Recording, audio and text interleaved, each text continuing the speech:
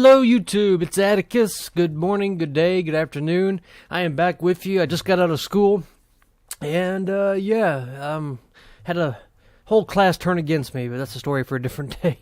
Got into a big debate with the professor, but anyways, this is a cool game. I believe this is against, was it Gajero or one of those guys? I did fight Gajero. Gajero is how you say his name. And I did win, and I do have that replay, so I'm going to cast it. I just don't remember. He was playing under a different name. It might be this guy. But this was a really cool game, and it's a really cool tactic to take against the Skaven that I wanted to show you guys. So yeah, we'll go ahead and get into the build. So, for my Lord, we're going with my favorite generic lord, the Dreadlord with sword and crossbow. So yeah, this guy right here, you put him up there with the Pegasus, the Raven Heralds, and yeah, these guys are your mobile sniping platform. They'll absolutely wreck Storm Vermin, Rat Ogres, Hell Pit Abomination, anything. I mean, these guys are just so freaking good. And he also has that, Gilded Eye ability, which gives him more armor piercing. So I always find that these guys are my favorite way to go if you want like a cheap mobile sniping platform. For my front line, guys, we are going a mixture of Sisters of Slaughter. We have one Hargoneth Executioner. We have two Spearmen. And then, we have a Hambo over here. So these guys are going to be trying to screen away any of the gutter runners and things like that. These guys are, trade pretty good since they have 80 armor. And also, guys, we're going with the 2 Bolt Thrower build. And this is generally one of my go-to strategies against Skaven, because not only does it counter, artillery pieces, it can also do a lot of damage to, like, Hell Pit Abominations, or you can put on its multi-shot thing and hit Storm Vermin. So, you can actually snipe out a Skaven artillery piece with the Bolt Thrower. It's just a lot more accurate. Protecting that, guys, we have 1 unit of Blackguard and Nagaron. So, that's my build. We'll go ahead and look at my opponents here. And he brought the master himself, the nasty rat, Lord Skrulk. And yeah, Skrulk is obviously the most competitive Lord choice to have. He's going to have a lot of different summons. And yeah, it looks like he does have some summons. He has the Plague Monk summons and the Clan Rats one, it looks like.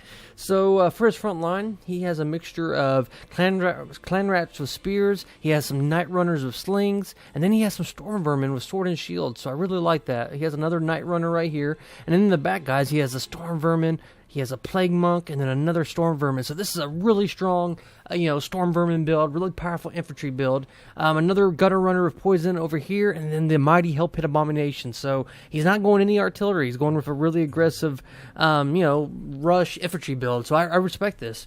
And he also here in Deep Vanguard has another Gutter Runner of Poison. So a lot of skirmishing capabilities. I need to keep those guys away from my Bolt Throwers. So we'll go ahead and start the match and see how it goes. So right off the bat, as Chuck Norris says, he roundhoused the earth and does push. He doesn't do push-ups. He pushes the world down, just so you know. My opponent is going to start moving here to the left. Now, I'm not sure why he was doing that. I think he was trying to set up on this hill. But yeah, all this is going to allow me to do is get a little bit early damage with my Bolt Throwers. You can see we're instantly going to go to the multi-shot, and we're going to try to shoot these Storm Vermin. Since these are going to be the biggest threat to my army, why not start to shoot them?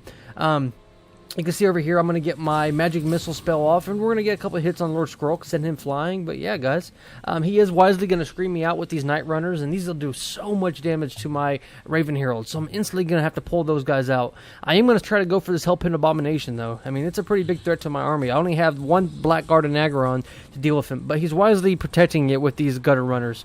Now my Bolt Throwers are going to start opening up. We're going to start shooting these Night Runners with slings, just because they were the only thing in range, but we are going to switch over to these Storm Vermin here pretty quickly. Now, in hindsight, I really don't know why my opponent was kind of veering off to the left right here. If you see that your opponent has an artillery advantage, well, you might as well just charge ahead. But yeah, all this is doing is allowing me to get a little early damage in on his units. You can see I'm repositioning my army too. I'm not going to fight up on this hill. So yeah, we're just going to wait for him to come to me. I mean, I have the artillery advantage, so we might as well start just shooting him. If he wants to play defensive, well, hey, about time you get to me, half your army will be wiped out. Over here, you can see my Raven Heralds are still just looking for an opening.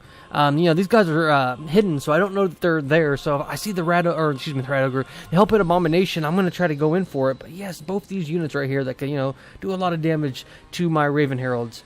You can see I have my Hambos over here. These guys are going to be trying to screen out against the Night Runners. They are the really good counter to it. But yeah, guys, look how much damage we're doing to these Storm Vermin. Getting rid of the Sword and Shield and the Halbridge, which is a really good pick.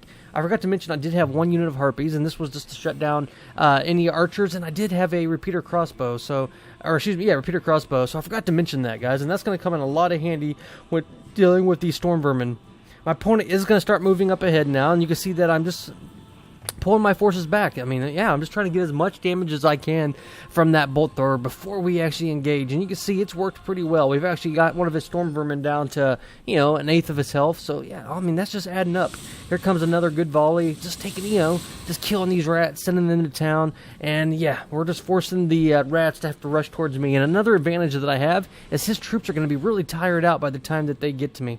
Over here, you can see that my repeater crossbows are going to get into these storm vermin and halberds. And this is a really good pick for me. I mean, this is like shooting fish out of a barrel, and these guys are so expensive, and it's going to be able to just do so much damage with these guys. You can see that his storm vermin are just getting absolutely just shredded, especially with my repeater crossbows. Now, he does have some units he will try to, you know, screen them out with here shortly, but yeah, we're just doing so much damage. Another magic missile damage is going to hit Lord Skrulk, and yeah, that's just the name of the game, guys. Making the rats come to us. So now the front lines are going to start to collide. You see that my hand bows are screening these guys out. Even though they do have shields, it's probably not the best, you know, usage of them. But my opponent's going to get a really good volley into these Raven Heralds. It's going to do a lot of damage to him, unfortunately. Over here, the Sisters of Slaughter are fighting amongst his clan rats with spears. And yeah, I mean, he really has his storm vermin here in the back, so it's allowing me to shred through his shaft units. And that's going to give me a really good edge as the match, you know, does go. Over here, you can see I do have another hand bow as well, who's going to just start shooting into these guys in the back where they won't have their shielded chance. And yeah, my Harkonneth Executioners are going to engage with the storm vermin. And yeah, the Harkonneth Executioners will absolutely win that engagement just because my opponent has been hammered by those bolt throwers. You can see I'm going to switch my bolt throwers now to the single shot, and we're going to start trying to shoot the Hell Pit Abomination. Over here, you can see that he was screening me out with these Night Runners, so I'm going to send my Harpies in because I want to shoot those storm vermin. And my opponent's being really, he's taking his time with his units. He's not really engaging. He's taking a lot of damage. You can see he is going to get a Plague Monk summon, which is going to get onto the back of these Harkonneth Executioners. But luckily, you know, I was able to get through his shaft units, so I'm going to be able to reinforce those guys.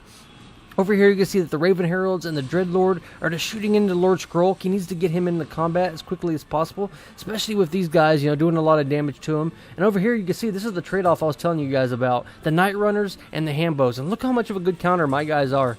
I mean, they just have so much more armor. The Hell Pit Abomination is going to get into combat now, and that's definitely going to help him out. But I do have the Blackguard of Nagron in weight. Over here, I'm going to get my third magic missile shot, and yeah, Lord Skrulk is really exposed. My opponent does have these units of Clan Rex who came back from routing, and he should be able to pull these guys back here pretty quickly. But yeah, guys, you can see that my Dark Riders repeater crossbows are just shooting into these Storm Vermin, and my opponent just does not have the mobility to really deal with them. You can see the Harpies have gotten into these Night Runners, and yeah, guys, we're just doing really good. We're screening out a lot of his range units, and he's just, you know, really making a lot of mistakes with his main infantry forces. You can see that the Hell Pit Abomination has taken a lot of damage. I mean, the constant pressure between the Dreadlord, the Raven Heralds, and, you know, the Bolt Throwers is really adding up. Now, he does have the Too Horrible to Die proc, so that's going to be something I have to keep in mind. But right now, Balance of Power is strongly in my favor. I am going to get my Murderous Mastery Prowess proc, and yeah, we're just shooting these Storm Vermin right into the back, guys, and it's looking really strong for us.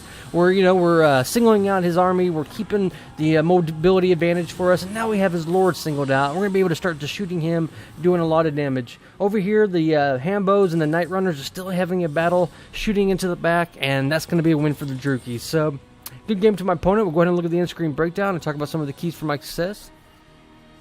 And, yeah, guys, I mean, he had a good build, but the problem was that well, for one, he was trying to take that hill, and you don't want to do that when you have a bolt thrower. And for two, I just had a lot more mobility on him. My Raven Heralds were able to harass his Storm Vermin. They were able to harass his Lord. I was able to use my Dark Riders right here to shoot into the back. My Handbows really kind of neutralized his Gutter Runners. And, yeah, guys, obviously the Sisters of Slaughter and Harkonneth Executioners, they were able to deal with his shaft units. By the time he actually got his more powerful units to fight them, they were just wiped out. So we had the Harpy here in the back to harass, and it just, kind of went good, guys. And my opponent made a few mistakes. He was a little bit sloppy with it, but yeah, it is what it is. So you know what, we'll go ahead and get another match here, guys. So let's go ahead and do Dark Elf versus Empire. Dark Elf, Huge Elf Pro, Lizard cast this one. What do you guys want to do? You want to do a Dark Elf?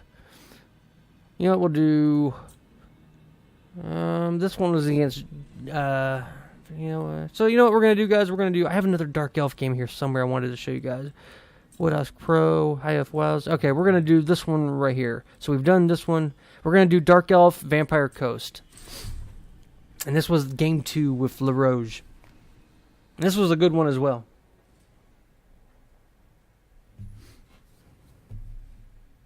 I do believe this is Gajera. I'm pretty sure it is him. I know I have a game with him. So, yeah, this is going to be a fun one.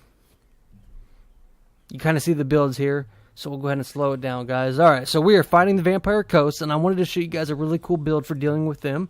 And, yeah, as you can see right here, the theme behind this build is Dread Knights. I have 3 units of Dread Knights. So for my Lord, guys, we are taking the mighty Lokir Felheart. So I'm going to have a mixture of 1 spear unit, 2 spear units here, and then just a whole bunch of Black Orc Corsairs. So we're going to be able to just chew through his, zombies and things like that with my anti-infantry bonus. And I have a Lord who's a lawnmower as well, so he's going to be able to really help with that infantry fight. We have 1 unit of Hambos, which is an instant pick against Vampire Coast. These guys are such a good counter to zombies. With their low armor, these guys will just shoot them in the face. They'll never catch them, and it just works really good. Also, guys, yeah, as you mentioned right here, we had the Knights of the Ebon Claw, and we have 2 more Cold One Dread Knights. So this was kind of an experimental pick. I mean, generally you'd want to go Cold One Knights with their anti-large, but I figured these guys might be able to deal with any Death Guard and things like that, and they should have enough armor piercing to deal with large monsters, and and they also have a shield, so they'll be able to deal with some of the range units and things like that. But yeah, so that's my build right here, guys, and I also have some things in Deep Vanguard right here. You can see that I do have a unit of Dark Riders of Peter crossbows, and these guys are going to be really important with shutting down that crab. And over here, guys, any Druchii game, you're going to have some Vanguarded units. I have 2 units of Harpies, and you know instantly where those are going to go. They're going to go into these mortars right here, or carronades, excuse me. We have 1 mortar, 1 carronade. He actually has 2 mortars. So that's my build. For my opponent right here, guys, he went Celestra Direfan up on the crab, so that's going to be a really hard battle, especially since I don't have that much anti-large. And I forgot to mention I do have a Beast Sorceress right here, and I just took the Manticore summon, so I'm going to have 2 Manticores, which will, obviously come in handy. So yeah, he brought Celestra Direfan. He's going to have the Damn Knights, and he took Vigris's Revenge. So he has that spell that does the ship, that shoots at you. And if any of my troops will line up, that thing will actually wreck them and do a lot of damage. Frontline, we have some Zombie Pirate Deckhand mobs, 4 of them. We also have a Vampire Fleet Captain of Vampires. So yeah, for his spell, he just has the healing spell, and also the buffs that the Vampire Fleet Captain gets as well. Secondary line of handguns. This will be really good against my cavalry if he's ever to protect it, and one of them is the Black Spot with their anti-large and able to protect themselves. Then a lot of artillery, as I said. He has 2 mortars and 1 carronade. So that is a really good pick in this matchup. If you could shut down my Black Orc Corsairs, then that might just work out for you. In the back, 1 unit of Death Guard, and then Zombie Pirate Deckhand, 2 pole arms to protect it, and then last but not least, 1 bloated corpse here in the back. So he has them sneakily put back there. He's going to try to wreck my army, and we'll see how it goes. All right, so we'll go ahead and start the match. Oh, I forgot to mention he does have 2 units in Deep Vanguard here. He has some Scurvy Dogs and some Scurvy Dogs. So right off the bat, as Jason Voorhees once said, we're going to start getting hammered by the artillery. And you can see, those carronades and mortars are going to start just wrecking my infantry. And it's going to do a lot of damage. It's really going to, add up for him. Luckily, my Lord's on foot, so that carronade is going to be kind of wasted. And I don't really have anything that he can really shoot. You can see that I'm instantly going to put my cavalry, my Dread Knights, into the woods to protect them. And I'm going to hopefully a mistake. You can see over here that my Dark Riders Repeater crossbows are going to shoot into the back of Celestra, and that's going to be such a good counter for me. She's not going to have her physical resistance while up on that crab. You can see that I'm going to get my first summon of my Manticore, and we're instantly going to try to go into those artillery pieces. And you can see, guys, I went right into the mortars. I'm shutting them down, and that's exactly what Harpies are meant to do. So, when you're fighting Dark Elves, always expect that you're going to have, Harpies getting into your back line. Over here, you can see that my opponent is going to get his Damn Knight summoned, but meanwhile, the Knights of the Ebon Claw are going to come and get right into Celestra Direfan. You can see that my 2 Cold One Knights, Dreadwood Knights here, too, are just getting into position, but he is going to catch let's go and slow it down here. He is going to catch my Repeater crossbows out of position, but luckily I'm going to have my Cold One Knights to fight these guys, and these are better off, dealing with infantry, getting their charge off in terror. Against Cold One Knights, Dread Knights, the most powerful Dark Elf, cav, they're not going to win. I mean, they do have armor piercing, but over here you can see that the Knights of the Ebon Claw and the the Black Orc Corsairs are surrounding Celestra, but she's getting ready to get her spell, that Vartgeist Revenge. So we'll go ahead and watch that, see what the damage does. You don't really see this spell a lot, so we're going to see, I wasn't paying attention, and he's going to get a nice, good, just, ooh, devastating. Just wipes out the whole unit pretty much, so that was a really good pick by my opponent. Here in the back, he has stabilized. He's dealt with all my harpies, so it's going to allow his artillery to start shooting and his handguns to start shooting, but I'm going to get my second Manticore summon, so that's going to buy me some time. You can see that Celestra is taking a lot of damage, though. She is kind of, out of position, but he does have these zombie pirates who could come reinforce. Over here, the Depth Guard, the Vampire Fleet Captain and the zombies are doing pretty good against my infantry, but we are winning. Whenever it's the Black Orc Corsairs, we actually are winning that engagement. But he is winning the Dread Spears with the support of the artillery shooting him in the back. Over here, you can see that he does have these Depth Guard who are going to try to get into these Cold One Dread Knights, but he really needs to get these guys into the actual infantry. That's where they're, a lot better at. Opponent is going to get a Rotting Promethean summon too, so yeah, balance of power is pretty much dead in the middle. He's using his spells pretty wisely, trying to protect his lord, but luckily, I have some some Black Orc Corsairs who have, chewed through their zombie lines, so now we're going to be able to harass his back line. You can see the Manticore is fighting amongst the black spot, but yeah, they're anti-large, they'll be able to kill it, but it bought me time to get my infantry into the back line, and you can see that my Harpies, whenever they come back, we're just shutting down his handgunners. He just desperately needs those units.